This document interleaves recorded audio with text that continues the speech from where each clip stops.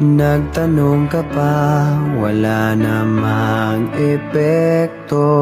Labas-pasok sa tenga mo, kahit anong sabihin ko, wag na tayo magsayang pa ng laway.